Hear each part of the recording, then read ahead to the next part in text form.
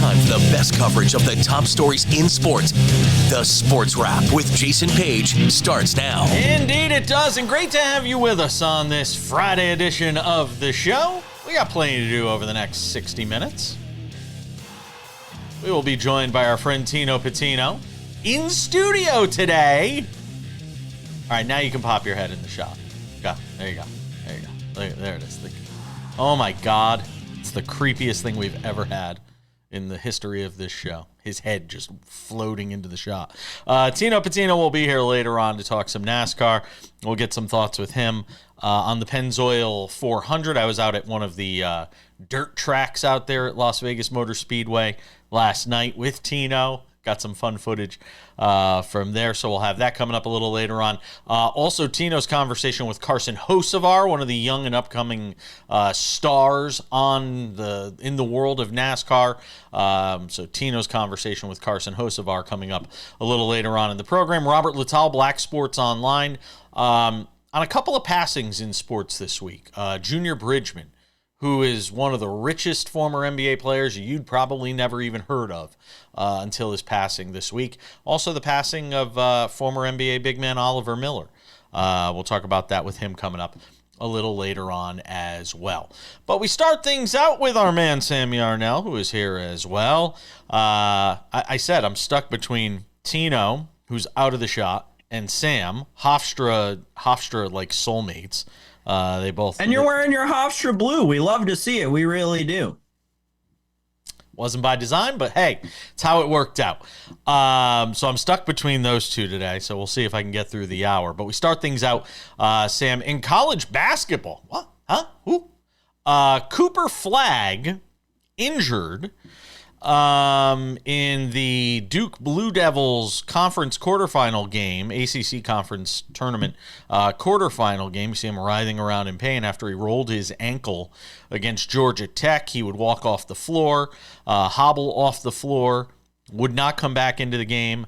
John Shire, the Duke head coach, saying it was very unlikely he would play in the team's conference semifinal game coming up later on Friday night against the University of North Carolina, which is always, it's always fun when UNC and Duke get together, and now they'll do it in the conference semifinal tournament. A lot of people are asking the question, Sam, should Cooper Flagg, and we've seen this a lot in college football, as to whether or not Cooper Flagg, who is, a lot of people feel, will be the number one pick in the NBA draft coming up later on this year, whether or not Cooper Flagg should play, not just in his team's conference semifinal game, but whether he should play in another game at all for Duke, considering what is at stake for him at the next level. Yeah, well, listen, he's definitely not going to play in the conference tournament. I think that maybe I personally have leaped to this conclusion, but it's a conclusion that I've definitely reached. Cooper Flagg, you're not going to see him in the ACC tournament because here's the thing. It does not matter for the Duke Blue Devils. The ACC championship does not matter. Look at every set of bracketology out there. They are on the 1 seed line everywhere, and it's not low on it. They're like the number 2 overall seed behind Auburn in this tournament. This conference tournament does not matter to the Duke Blue Devils, or at least it shouldn't. Now, what we have to talk about, Jason, is what you mentioned. The much bigger question here, do we see Cooper Flagg again?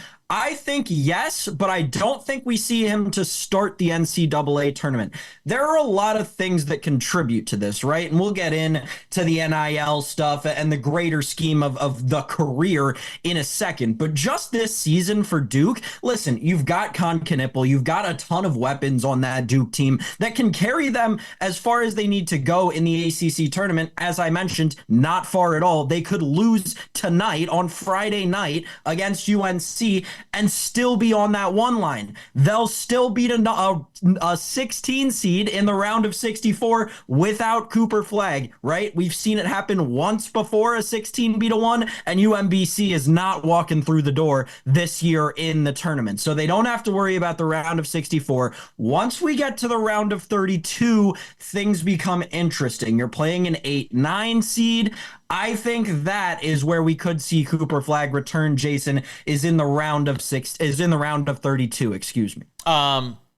college basketball, and particularly Duke and the history of that program, I think carries a lot of weight here. I think there is, and even though Mike Krzyzewski isn't even there anymore, the shadow that he still casts on the program. And I'm of the belief that if he's good, because here's the thing, it's an ankle. It's not fractured. They've already ruled out that it's a fracture. It's a sprain. So then it becomes a pain threshold sort of tolerance thing. I'm damn well sure he ain't going to play tonight unless there's some miracle of medicine. No, yeah, definitely not. I don't think he's playing tonight.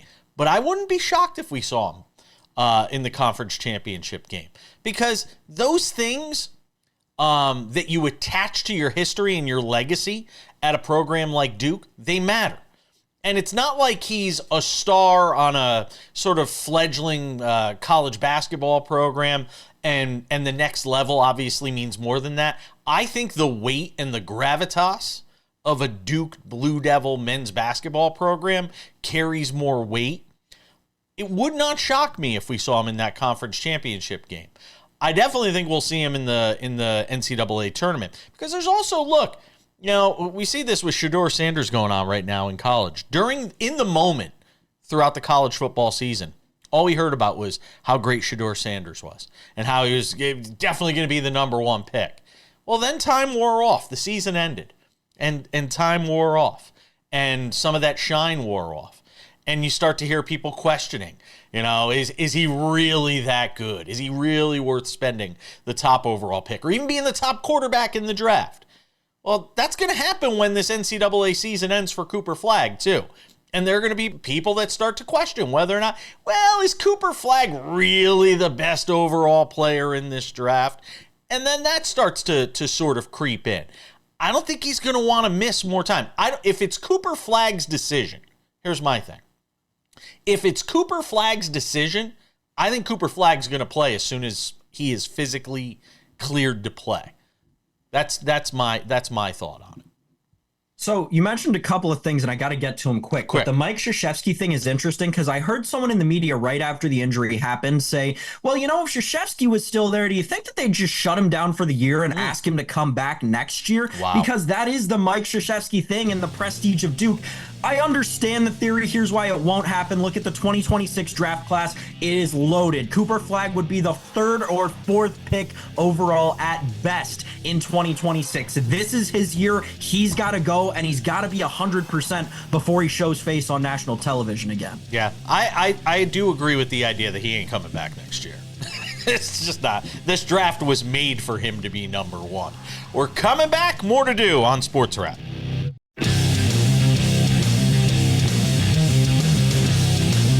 We welcome you back to this Friday edition of the show. Coming up in 10 minutes, Robert Littal, Black Sports Online founder, on the passings of Junior Bridgman and Oliver Miller. Later in the show, Tino Pattigno will swing by, get some thoughts with him on this week's NASCAR race in Las Vegas, where we actually reside and host this show from.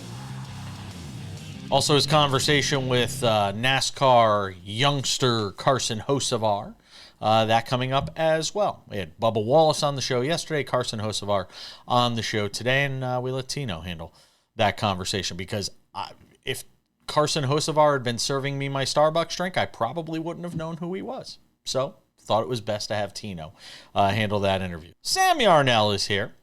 I know this is a good topic. I'm going to pat myself on the back. I know this is a good topic because we literally just spent an entire break talking about the topic. That's how I know it's a good topic, because we were debating it during the break before we even brought it to you, the viewers. Finding out who the true MVPs are. I have always been a fan of the idea that you don't sometimes learn who MVPs are until they're not playing. And the latest case in point is the Lakers, who are without LeBron James, obviously, as they continue to get through this at least 2-week stretch without him. He's suffering from a groin strain. And you watch the Lakers go into Brooklyn and lay an egg and lose against a Brooklyn Nets team that should be beatable without LeBron James. And then you watch the Lakers go into Milwaukee last night and lose another game. This one to a Milwaukee Bucks team who couldn't defend against a CYO team. And you start to wonder aloud, again, as much as we always think, and Sam and I are of this mindset, of how underappreciated LeBron James is sometimes, that you learn about his value. You learn about his value when he's not on the floor. And right now you're seeing that with this Lakers team that's struggling without him, Sam.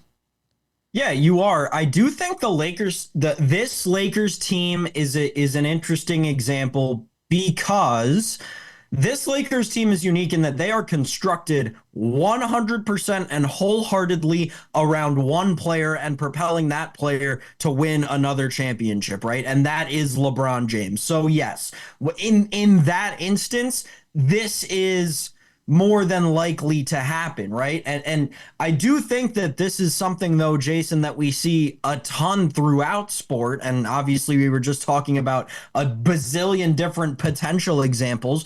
But the one that came to mind for me was Joel Embiid. And I'll stay in basketball for this. And look at how bad the 76ers are right now. And I think that maybe Joel Embiid is a little bit different than LeBron in that the entire Sixers aren't constructed around Joel Embiid. They have Tyrese Maxey. They have Paul George. They were constructed around that big three, but the big three should be more able to lose one game and remain closer to the top than the bottom. In the Lakers case, obviously you've still got Luka, but that's very much proving not enough. And in that ilk, you are very much seeing that at age 40, what is he, 40 now? LeBron James is still a top 5 player in the league. And I'll also tell you, when Anthony Davis goes out, when he was still there and it was just LeBron could still carry that team and get enough victories. Right. Not that they'd win every game. So it also goes the other way that when LeBron's on his own, you can just win games on LeBron, which kind of proves my point. The reason I didn't bring up Jalen Brunson in this conversation is the Knicks win when Jalen Brunson's on the floor and they win when he's not on the floor. The next man up mentality, the way that franchise and the way that roster is constructed with, only 7 or 8 players playing anyway. I have a couple of other examples I want to throw at you and get your guys' thoughts on them. We'll do that coming up in a moment after a word from our friends over at Credit Associates. Are you $10,000 or more in credit card debt in over your head trying to make monthly payments? Well, there's a powerful debt relief program the credit card companies don't want you to know about. Overcome the debt trap of multiple credit cards, high payments, and high interest rates that keep you in debt for decades with one affordable low monthly payment. Credit Associates Debt Relief Program can help you resolve your debt in as little as 24 to 36 months. What could be better than that? Saving you thousands of dollars and decades in debt. Find out how much you could save right now by calling 1-800-747-5362. That's 1-800-747-5362 with our friends from Credit Associates, or just scan the QR code below. Mike Trout is another one I look at. You look at the litany of injuries that guy has suffered over the last several years, and every time he goes down, it feels like that franchise goes down with him. That's one that I'll throw out from baseball. Could throw out Aaron Judge too. Yeah, Aaron Judge is interesting, but the Yankees are just always doomed to fail. So one that I will say, though, that just came to mind, and it's kind of different because it's a pitcher, so he only starts every 5th day. But Jacob deGrom, think about how good the Mets were when Jacob deGrom was healthy. And I know that was a crazy staff, right? The one good year that Matt Harvey had, right? Yep. And you had Noah Syndergaard there and Zach Wheeler. That was a loaded staff. But when Jacob deGrom was hurt, they were a completely different team. Syndergaard, that whole rotation though was that was an electric factory, man. It was. It really was. I'll throw another one at you. I'll say Tua. Say what you want about the Dolphins and the lack of postseason success. When Tua is not in that lineup, and you go from Tua to Skylar Thompson, who just signed somewhere, by the way, you go from Tua to Skylar Thompson, and you see the difference. You see the drop-off, that you can't just plug in anybody. Some teams have systems that are built for certain players, and the Mike McDaniel system that they have there in Miami was made with Tua in mind. And the moment he leaves, that thing falls apart, Sam. So I'll throw Tua in as another example.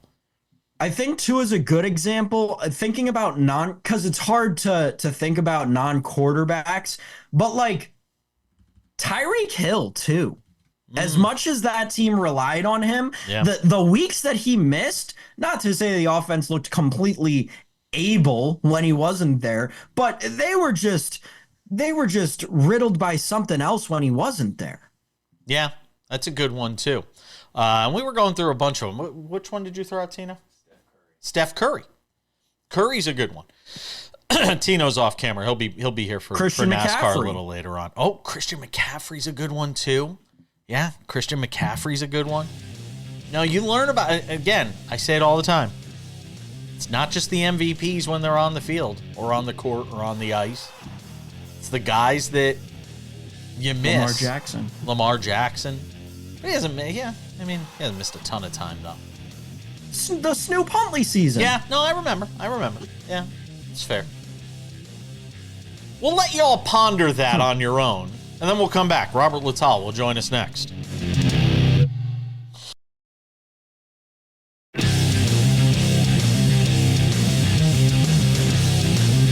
All right, Sports Wrap continues on this Friday, and if it's a Friday on this show, it can only mean one thing.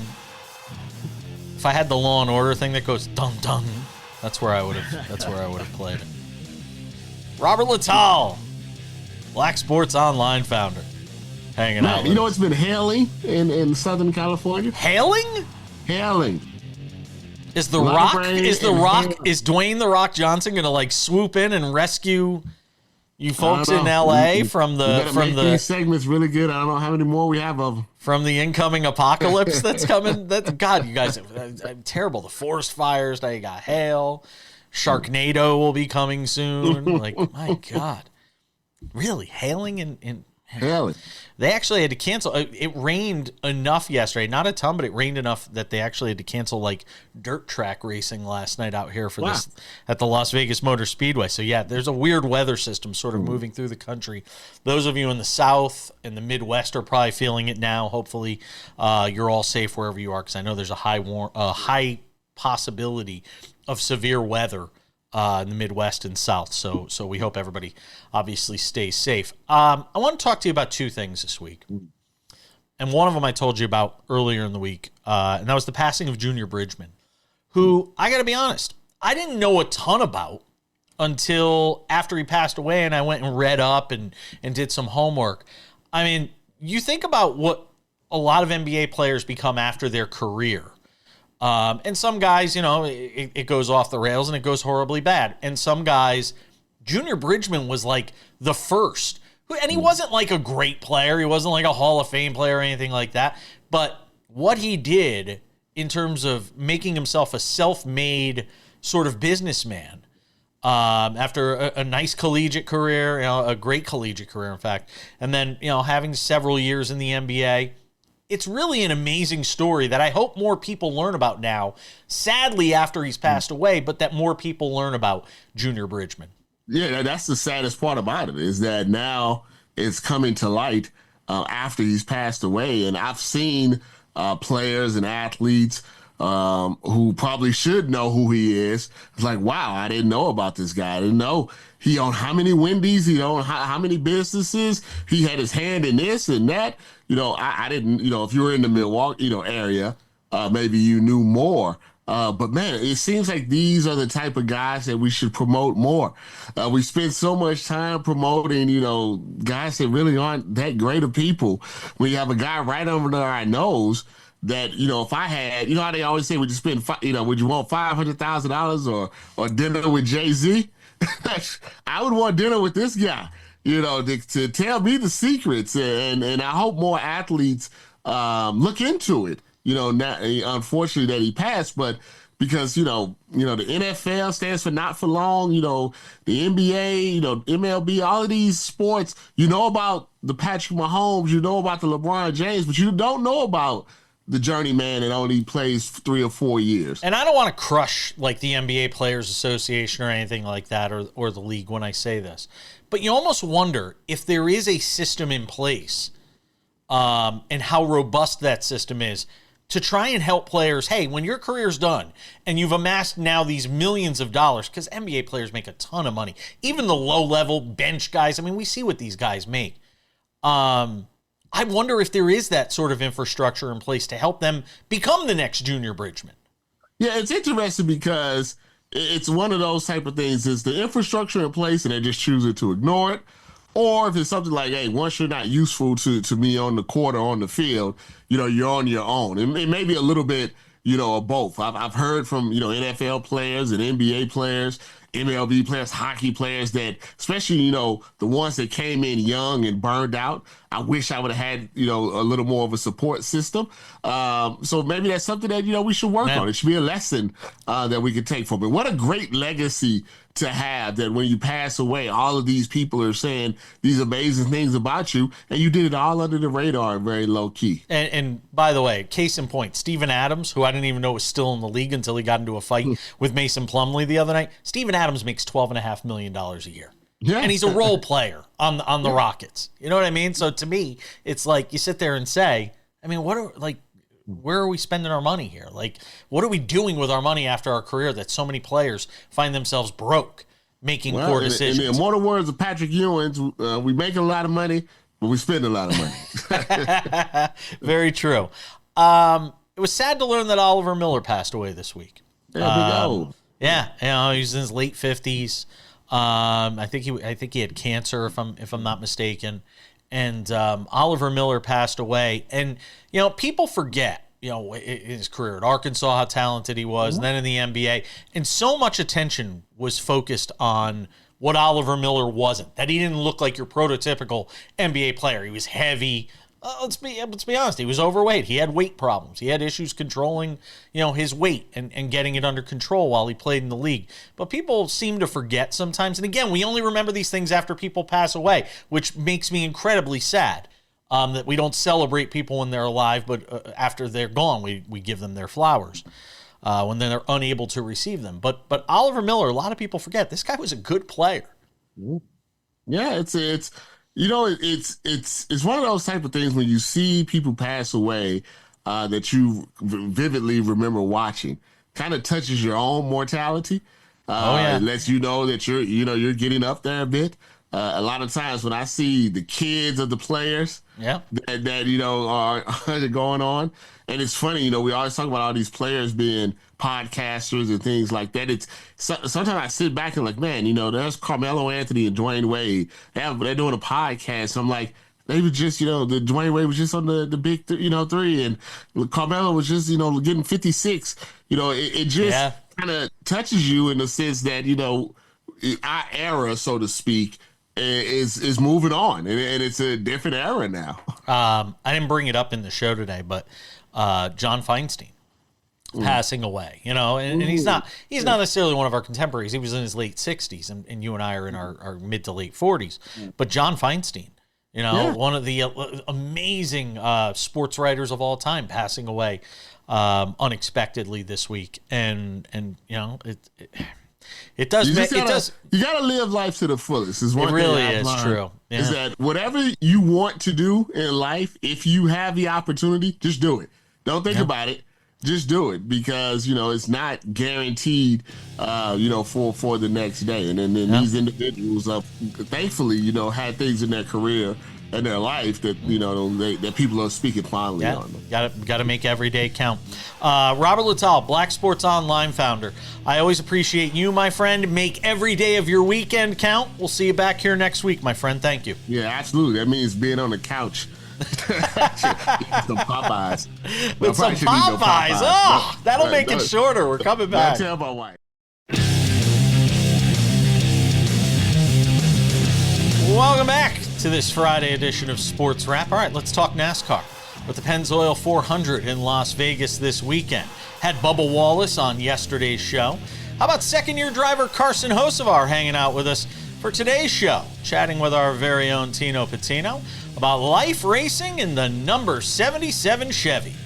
The biggest thing has been your fast start throughout this season thus far. Aggressiveness has been, part of the headlines too, but that's something I gotta tell you I've loved to see from a race car driver perspective, and something that reminds me of a young Joey Logano. To see past champions kind of be in the similar spot that you were in after Atlanta, contention to have that race win, does that give you any confidence to continue to sort of be yourself on the racetrack?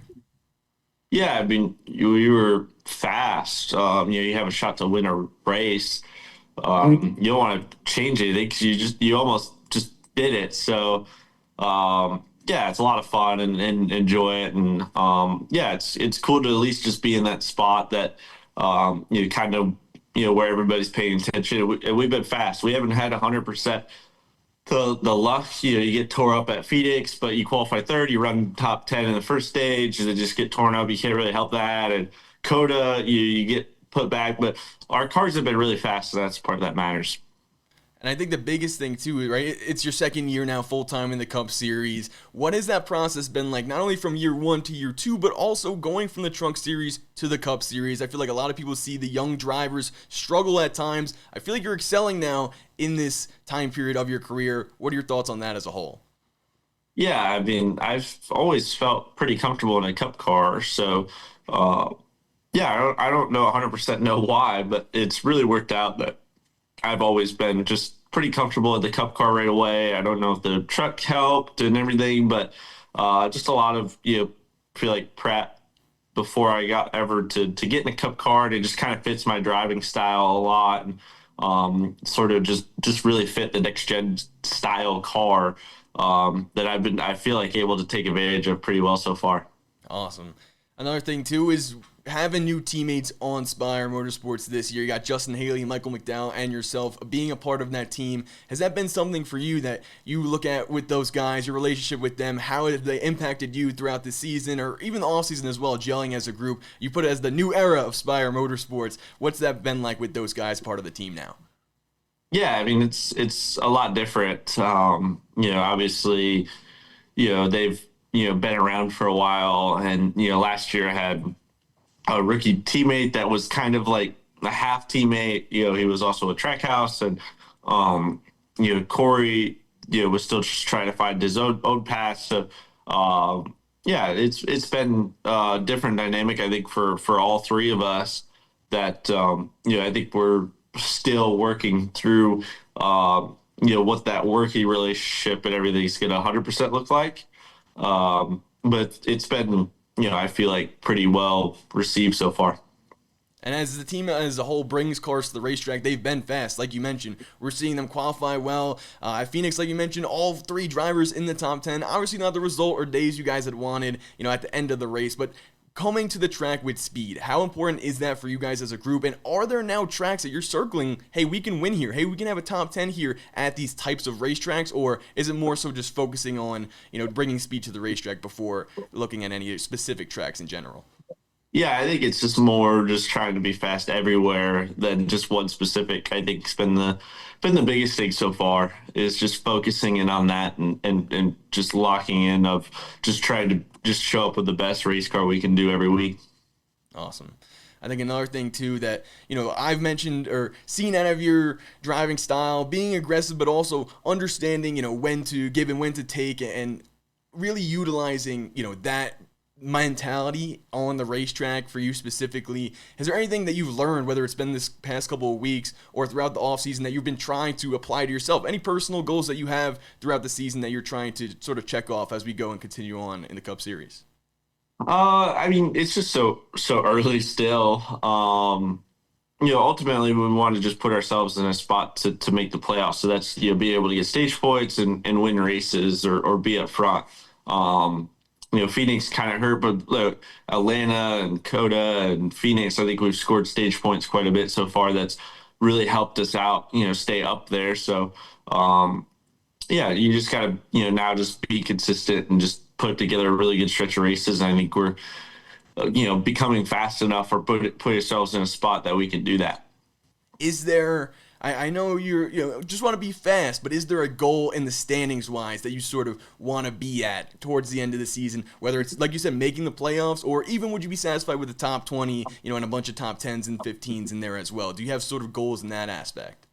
Yeah, I mean, the only goal for us is to be 16th or higher, because that means you made the playoffs. So, that's ultimately the spot, the ticket is to make the playoffs. And, that would be, I think, really huge for us. All right, it makes sense there too. And, last minute with you here. I want to add in on a sort of fun question. It's the last lap. You're racing for the win. You against 3 other drivers from any NASCAR era. Who are you picking that you want to race against for that win, and at what track would this be at for you? It would, I think it'd be cool, Dale Senior, Jeff Gordon, Tim Richmond, at Brickyard 400 would be the coolest one. There you go. All right, that's a good answer. I'm interested to see what other drivers think about that. But I appreciate you joining us on. Is there anything we can look forward to, maybe content-wise, throughout the season from you? I know you've been a streamer guy as well, racing content from you there, social media content-wise. Any other things you got coming out on those platforms? I don't know. I always just think of stuff off the whim, so I don't have anything planned. I think the most fun you have is when no good story started with, well, we planned to do this, and this is how it happened. So I always just kind of take that approach with anything. Some thoughts with the second-year driver, Carson Hocevar, and our man, Tino Pattigno. Speaking of Tino, he'll be back on the other side. We'll preview the Pennzoil 400 with him next. Odds and ends will wrap it up in about 10 minutes. So you heard what Carson Hocevar had to say to our man Tino Pattigno, and now here he is himself.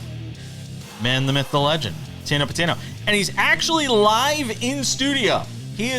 One day there will be a trivia question. First in-studio guest, it'll be Tino Pattigno.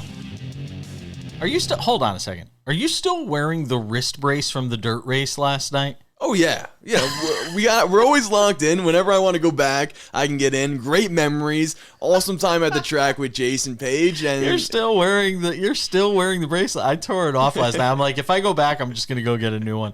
I didn't want to have the same one. For people who are wondering what we're talking about, last night we went and checked out the high limit sprint cars. They have this dirt racing that was going on out there, and I had never been to one before. Tino actually hadn't been to one either, from what I recall. And we went and stood over at turn 1. And if you watch real carefully, you will actually see dirt raining down on Tino and I as we decided to take our cameras over there. And I got to be honest, I don't know if I'd ever go back to another dirt race because I don't need dirt raining down on me. I mean, you can't sit in those seats down there without getting dirt just rained upon you the entire time. The dirt race for last night was canceled, the high limit race, because of the weather. There was some rain and there was wind, and they were just having all sorts of issues. So Tino and I didn't get to experience the full effect of what the sprint races were like, but it was pretty cool. Oh yeah, awesome. Hey, it wasn't just dirt, Jason. It was dirt from Kyle Larson, Christopher Bell, some of the best sprint car racers in the world. Really great experience. And shame it got postponed, but we'll be back for sure. Yeah, we'll definitely go and check that out again.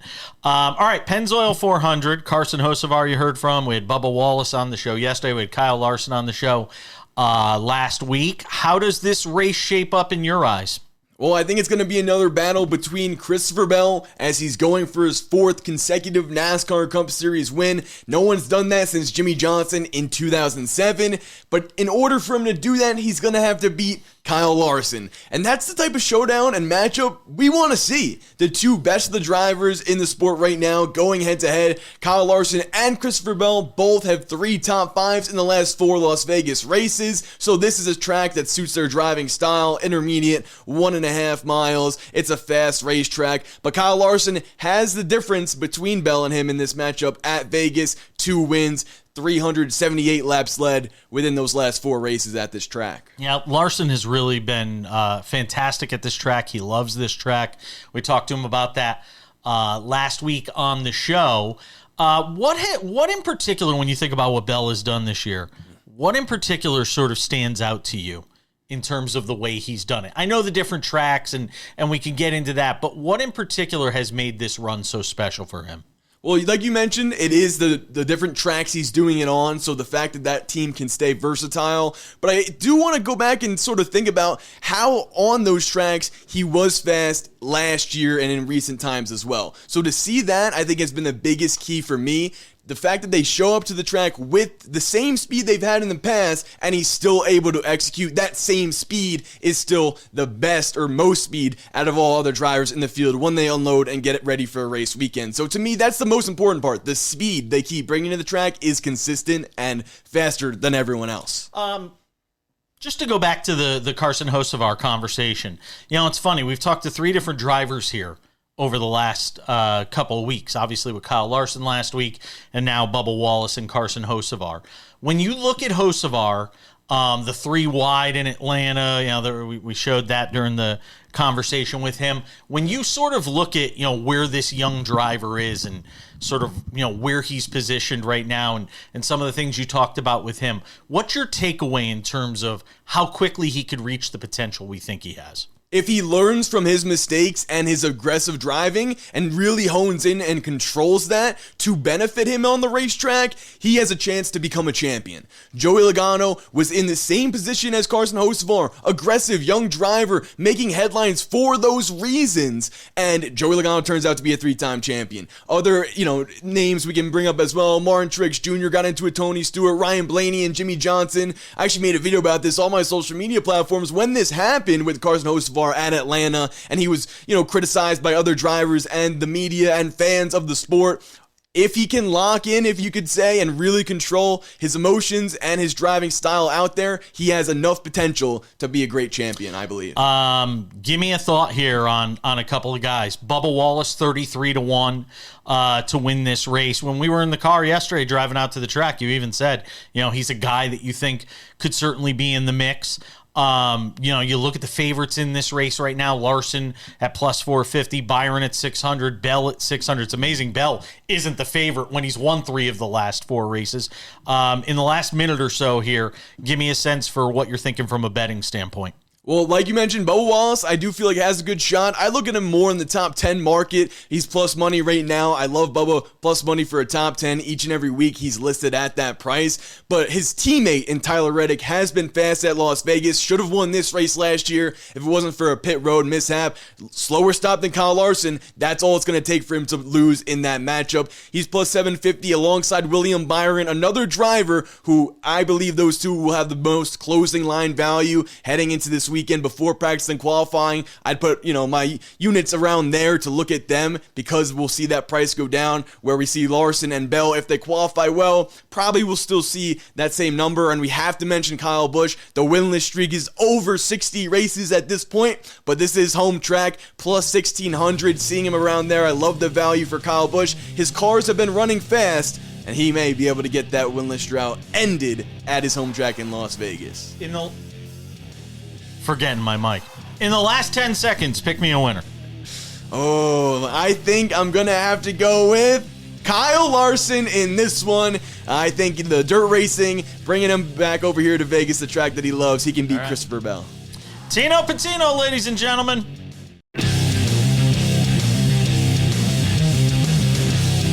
All right, just about time to put the wraps on this baby for another week. Don't forget, Sports Wrap Weekends available wherever you watch this show, usually. If it's not available in your local station that you're watching us on now, make sure to search around your dial. You might find it on another channel. Not that I want you to turn off this channel, because we love this channel, but, sometimes you gotta look for the weekend show if you want it. Sports Wrap with Jason Page, the podcast, available Monday through Friday on all your favorite podcasting platforms. Go and check that out.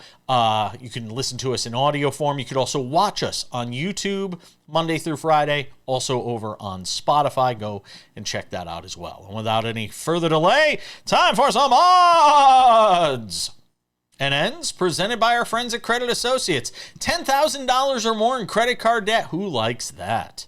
In over your head trying to make monthly payments? Well, there's a powerful debt relief program the credit card companies don't want you to know about. Overcome the debt trap of multiple credit cards, high payments, and high interest rates that keep you in debt for decades, and you can do it with just one affordable low monthly payment. Credit Associates Debt Relief Program can get your debt resolved in as little as 24 to 36 months. What's that going to do? It's going to save you thousands of dollars and decades in debt. Find out how much you could save right now Call this number, 1-800-747-5362. That's 1-800-747-5362 with our friends from Credit Associates, or just scan the QR code below. Odds and ends, Sam Yarnell. By the time people see this, round 2 of the Players' Championship will likely be over, but still we have our obligation to at least bring up the Players' Championship. At the time we put this together, taped this, how about this? Minwoo Lee, JJ Spawn, Rory McIlroy, all 10 under par out at the Players' Championship. Those guys are tearing up that course through the first couple of days of this tournament, Sam. And we'll see how that shapes up as we get through the weekend. Not a lot of wind early in the tournament. There may be some more on the weekend. Right. I'll get through this quick. I know we got to get to the football, but yes, that's what they do on the Florida Swing. My gosh, they always, especially these tournaments that are held at the same course every year, like this one, they just tear it up. They know what's coming. As predicted, if you bet the under on final round score for the winner, congratulations. What happened to Michael? Or on total score for the winner, excuse me. What happened to my guy Michael Kim? Not doing much, huh? I don't see him. I actually have to do a search. Oh, there he is. He's +3 after his first round. Come on, Michael Kim. I talk you up on the show. Let's put it together here. NFL, Sam Yarnell. DeMarcus Lawrence has raised the ire of some people, I guess you could say, with some comments. So he goes to the Seattle Seahawks, no longer a Dallas Cowboy, obviously teammates with Micah Parsons while he was there. And we had a situation where DeMarcus Lawrence addressing the media, somebody interviewing him from the Seahawks, undoubtedly, and listen to what DeMarcus Lawrence said, particularly on the back end of these comments. Listen. You know, Dallas is my home. I made my home there. You know, my family lives there. You know, I'm forever going to be there. But, you know, I know for sure I'm not going to win a Super Bowl there. So, yeah. We're here. DeMarcus Lawrence, welcome to the Seahawks. Thanks. Wow. Well, that'll go over like a fart in church, especially if you're a Cowboys fan. Or if you're a Cowboys player. So what happened with him? And so Micah Parsons responded. Tell people what happened. This high school stuff that's going on. Some fan account found this clip, tweeted it. Micah Parsons found that fan account, quote tweeted the clip, and I'll read you what he wrote here on Twitter, on X, formerly known as Twitter. X, the everything app. It's all happening over on X. All right. Micah Parsons, this what rejection and envy look like! Exclamation point. This some clown stuff! Expletive! Exclamation point. Clown emoji. DeMarcus Lawrence then saw that tweet and responded to Micah Parsons. Oh no, you on didn't! X, the everything app. Oh no, it's all you happening didn't! On X. Yeah. He said, calling me a clown won't change the fact that I told the truth. Maybe if you spent less time tweeting and more time winning, I wouldn't have left. Devil smiling emoji. So yeah, body bag. 911, hello. I'd like to report a murder. That was crazy. DeMarcus Lawrence absolutely putting Micah Parsons in his place. Not even 2 feet out the door, and this guy's already firing shots across the bow. And you know what? He's 100% right. You can't. You can be mad about it if you're Micah Parsons, but you got to kind of take your medicine because it's sort of true. Not even sort of. It's a lot of true. Speaking of the Cowboys and Seahawks, Cooper Kupp thought to be, the leading places for him to land. The Dallas Cowboys and the Seattle Seahawks. So, we've all tied it together. Changes that? I don't know. If I'm looking at places and I see these two guys going at it, I'm staying far away from both of these places. I don't think you care. Hey, DeMarcus, listen, if you're Cooper Kupp, you just want somebody to sign you. You're on the back nine now. You just take. I said it. First time you marry for love, second time you marry for money. If you're Cooper Kupp, this time you're marrying for money. First time for love, next time for money. It's going to do it for us. We're out of time. Thanks to Carson Hocevar, Tino Pattigno, you, Sam Yarnell, Robert Littal, all of you for watching. Have a great weekend. We'll see you back here on Monday.